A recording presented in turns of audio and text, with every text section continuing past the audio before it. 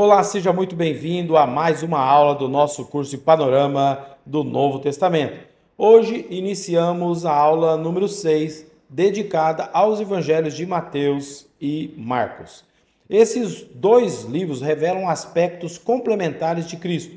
Mateus apresenta Jesus como o Messias prometido no Antigo Testamento, o rei que cumpre cada profecia e inaugura o reino de Deus. Marcos, por outro lado, destaca o Senhor em movimento, o servo que age com autoridade, realiza milagres, ensina com clareza e entrega a própria vida para salvar. Coloquei esse versículo logo no início porque é um versículo que sintetiza a essência desses evangelhos. O Filho do Homem não veio para ser servido, mas para servir e dar sua vida em resgate por muitos. Essa verdade será o fio condutor da nossa reflexão nesta aula. Comecemos pelo Evangelho de Mateus. O autor é identificado como Mateus, também chamado Levi. Antes de seguir a Cristo, ele era cobrador de impostos, profissão mal vista entre os judeus, porque estava ligada à exploração e ao sistema romano. Esses coletores eram chamados de publicanos. O termo publicano vem do latim publicanus, derivado de publicum, que significa coisa pública. No Império Romano, os publicanos eram pessoas ou empresas que compravam do governo o direito de arrecadar impostos. Pagavam uma quantia antecipada ao Estado e depois cobravam dos contribuintes, retendo o que ultrapassasse o valor devido. Isso abria espaço para abusos e corrupção, gerando grande hostilidade do povo. Entre os judeus, um publicano era visto como traidor e pecador público. E é justamente alguém desse contexto que Jesus chama para ser seu discípulo. Isso mostra que o evangelho alcança até os marginalizados pela sociedade. A igreja primitiva confirmou de forma consistente a autoria de Mateus. Papias, Irineu e Eusébio de Cesareia preservaram essa tradição, fortalecendo nossa confiança de que este livro foi escrito por um apóstolo, testemunha ocular da vida e do ministério de Cristo. O Evangelho de Mateus foi direcionado, sobretudo, a cristãos vindo do judaísmo. Isso é evidente pela grande quantidade de citações do Antigo Testamento. Mateus procura mostrar que tudo o que aconteceu com Jesus estava previsto nas Escrituras, usando expressões como para que se cumprisse o que fora dito pelo profeta. Sobre a data, é provável que tenha sido escrito antes de 70 depois de Cristo, já que a destruição do templo é mencionada apenas como uma profecia. O local mais citado pelos estudiosos é Antioquia da Síria, um centro missionário importante onde judeus e gentios conviviam. Esse cenário explica por que o evangelho une a ênfase do reino de Israel com a mensagem de que o reino também abraça todas as nações.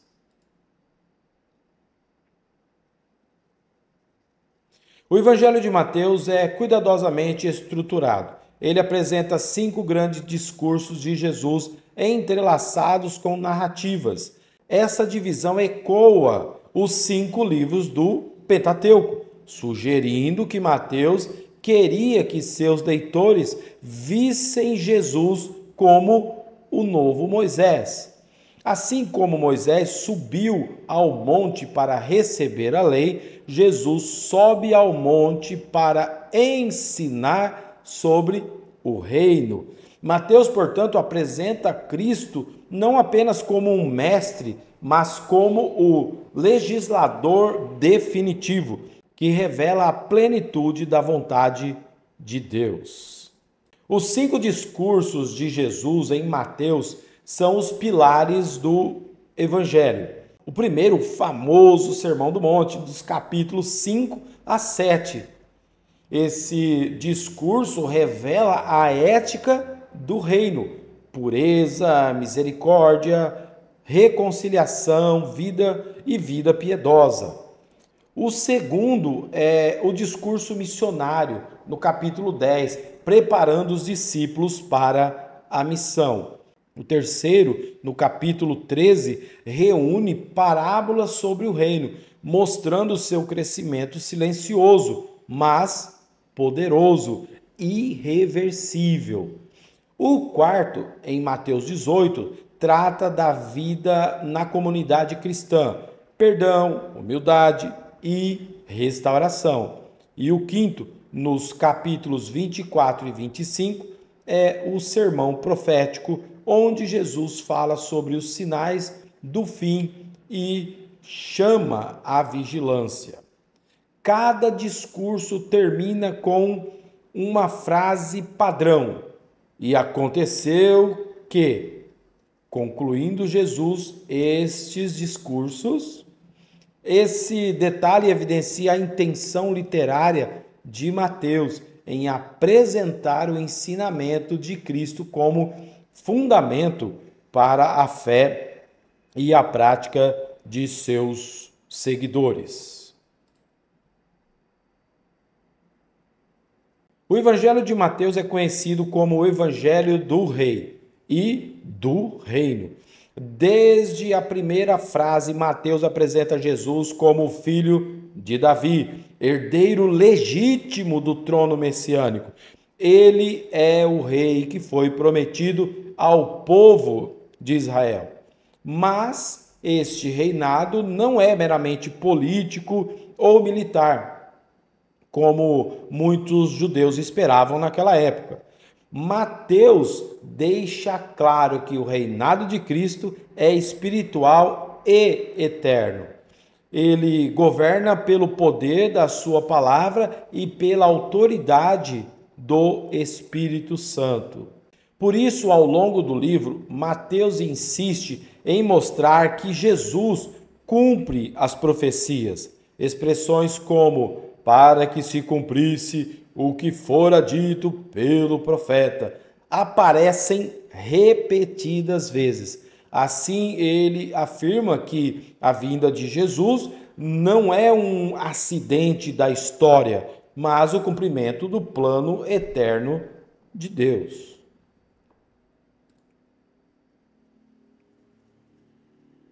Outro destaque de Mateus é a ética do reino.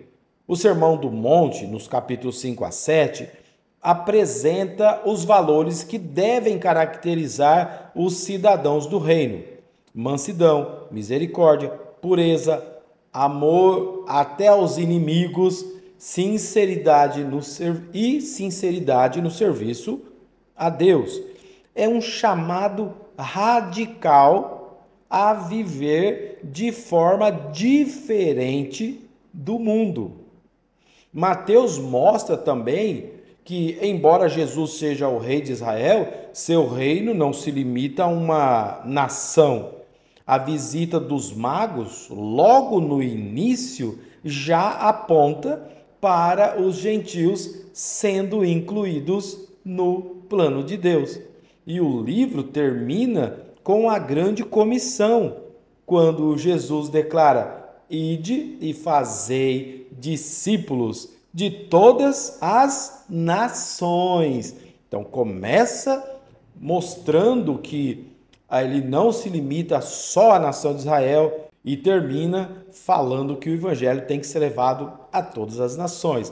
Assim, Mateus conecta a promessa feita a Abraão de que em sua descendência todas as nações seriam abençoadas, com a missão da igreja chamada a proclamar Cristo até até aos confins da terra.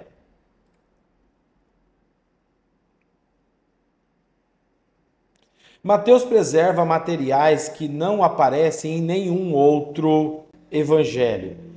E isso é muito significativo. Ele é o único que registra a visita dos magos vindos do Oriente, mostrando que desde o nascimento Jesus já é reconhecido como Cristo até entre os gentios. Mateus também nos dá a forma mais completa do Sermão do Monte, com ensinos que moldam até hoje a vida cristã. Além disso, há parábolas exclusivas, como a dos trabalhadores da vinha, a das 10 virgens e a do joio e do trigo. Outro detalhe exclusivo é o relato da morte de Judas, ausente nos outros evangelistas. E, por fim, a grande comissão é apresentada em sua forma mais solene. Ide, portanto, fazei discípulos de todas as nações, batizando-os em nome do Pai, do Filho e do Espírito Santo. Isso reforça a missão universal da Igreja e a plena revelação da Trindade.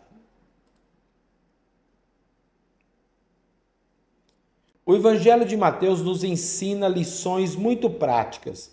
A primeira é confiar nas promessas de Deus. Tudo o que ele falou se cumpriu em Cristo.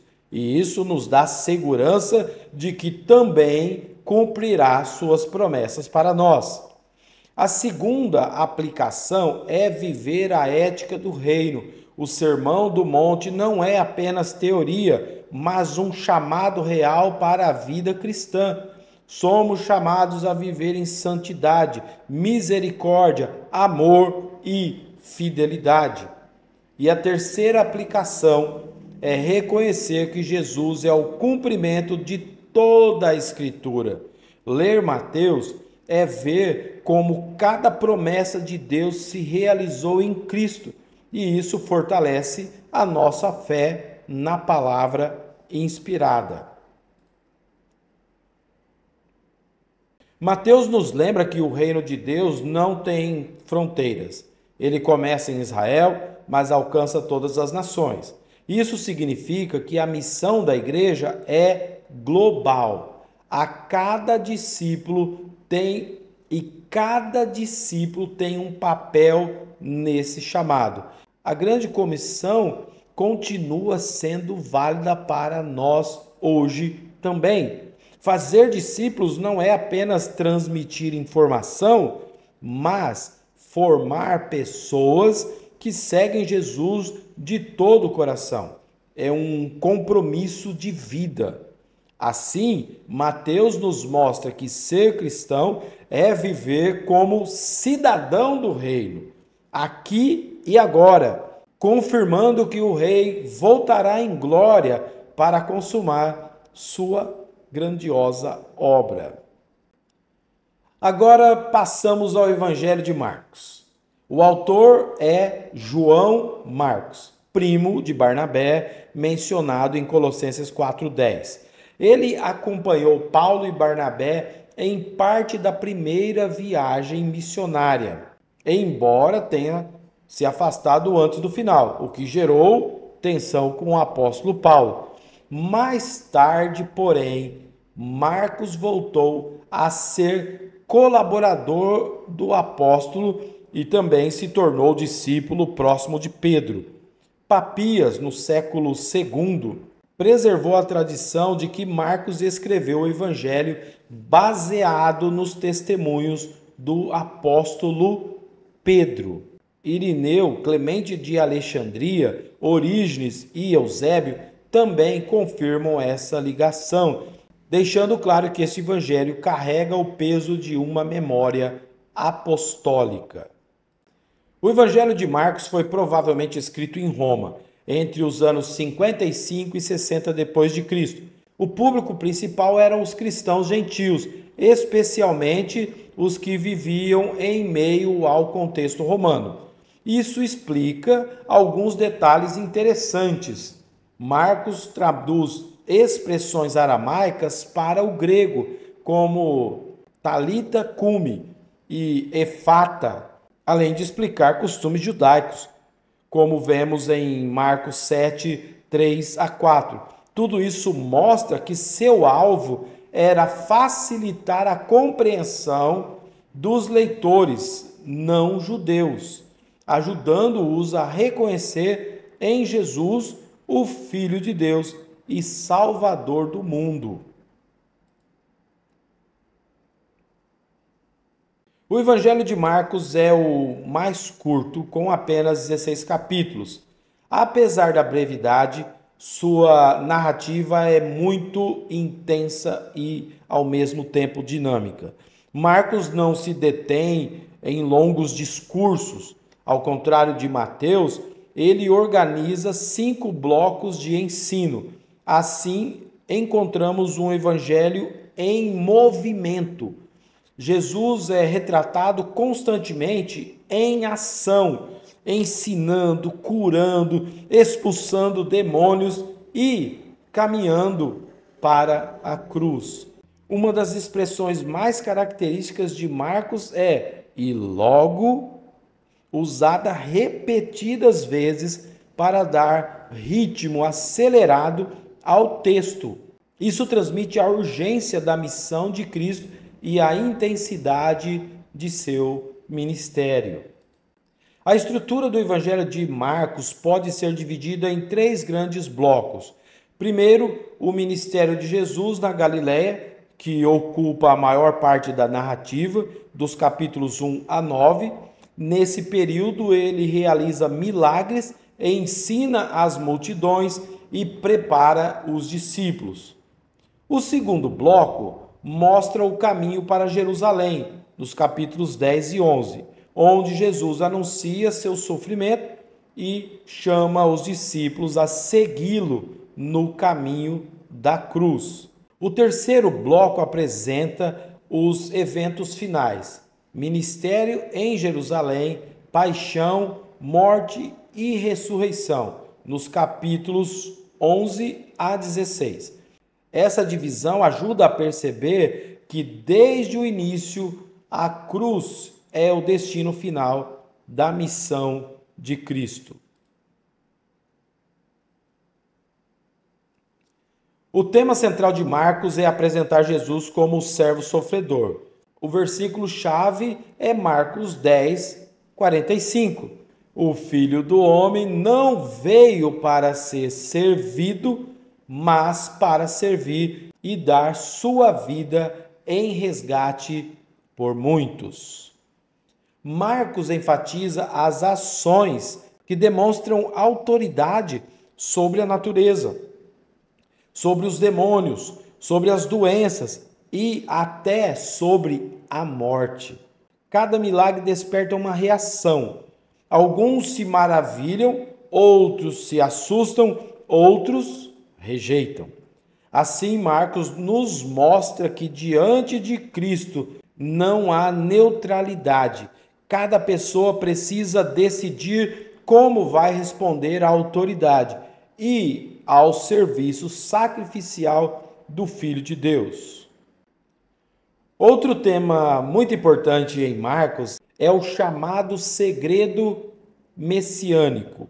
Várias vezes Jesus ordena que as pessoas não contem sobre seus milagres ou sobre sua identidade. Isso mostra que sua missão não poderia ser entendida apenas a partir de sinais de poder, mas somente à luz da cruz. A verdadeira identidade de Jesus, o Messias, só é revelada plenamente em seu sofrimento e ressurreição. É por isso que o ápice do Evangelho acontece na confissão do centurião romano, junto à cruz. Verdadeiramente, este homem era o Filho de Deus. Nós lemos isso em Marcos 15, 39.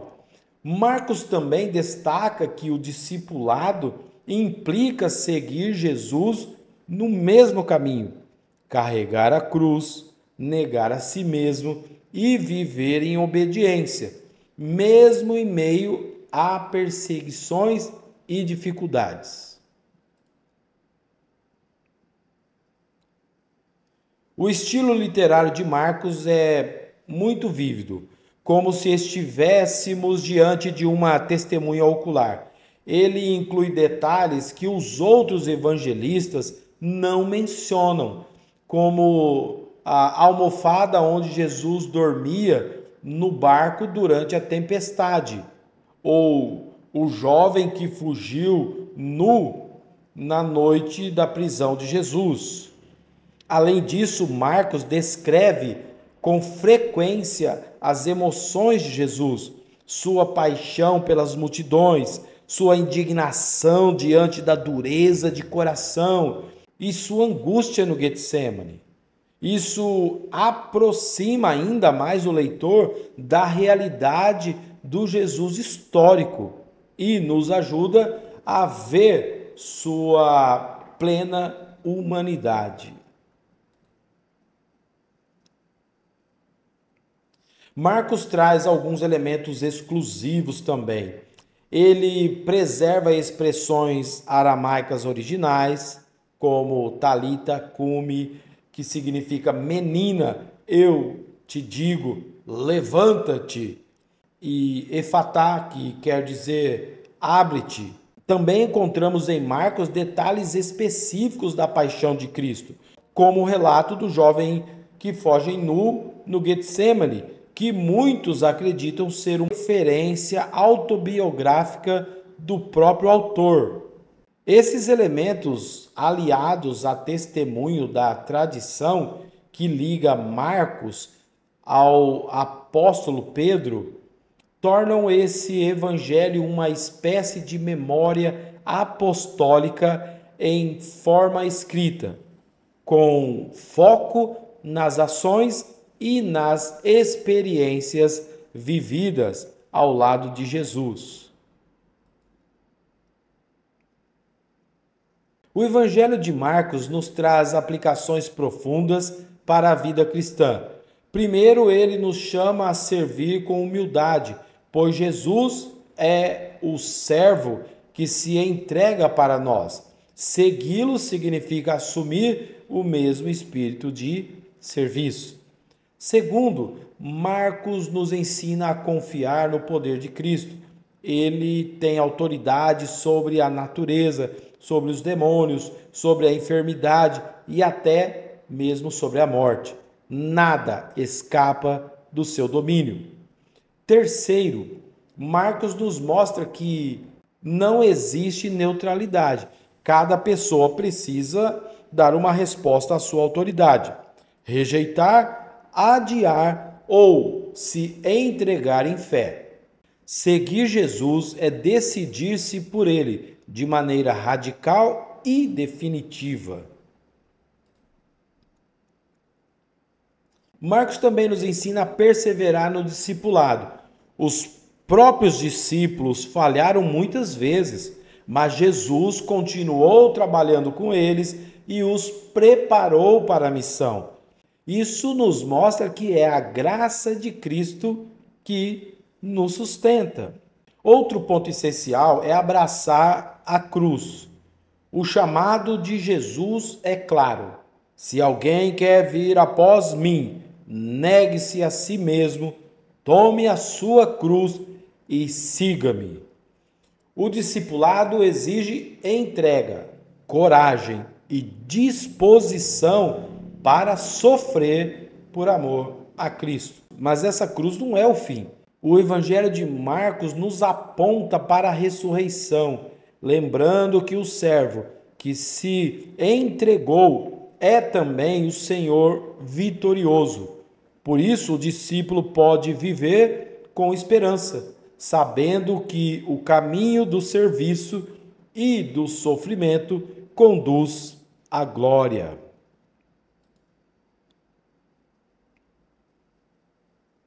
Depois de estudarmos Mateus e Marcos, percebemos como esses dois evangelhos se complementam.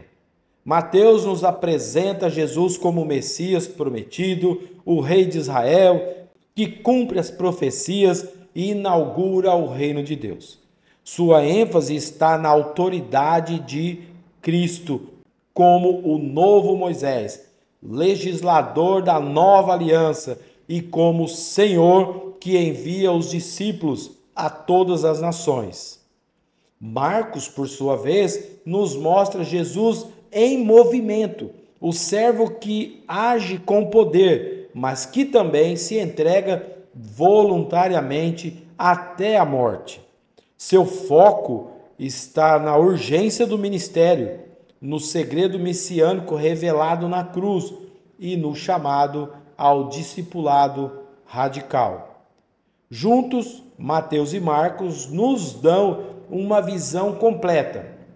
Jesus é o rei que reina e o servo que serve.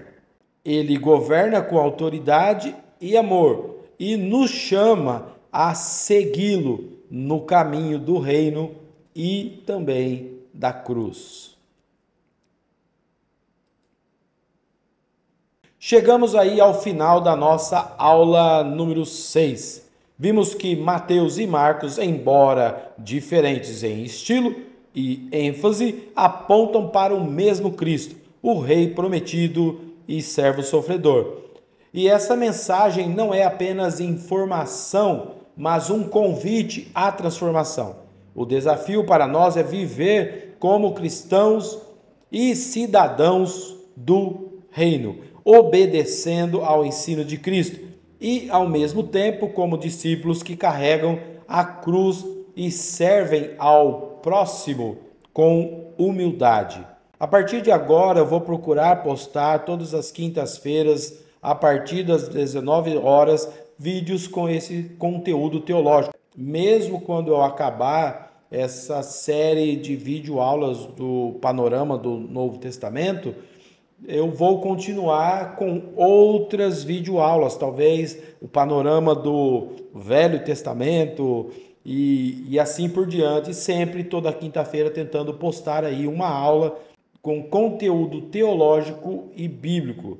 Então já se prepare para a próxima aula, quando estudaremos os evangelhos de Lucas e João. Se este conteúdo lhe foi útil, compartilhe com alguém da sua igreja ou algum amigo ou grupo de estudos e deixe também seu comentário. Eu estou gostando das pessoas que estão deixando comentário. Quando lemos um comentário, nós entendemos que estamos no caminho certo. Quando não tem nenhum tipo de comentário, é porque a videoaula não serviu nem para que a pessoa gastasse o tempo para fazer um mínimo comentário ali. E eu agradeço àqueles que têm comentado. Isso ajuda não só a fomentar engajamento e tudo mais, mas certamente dá um incentivo para a gente continuar preparando aí um conteúdo cada vez com mais qualidade. Quando há interação, certamente ajuda muito na continuidade de qualquer projeto aqui no YouTube. Que Deus abençoe sua vida e até a próxima aula.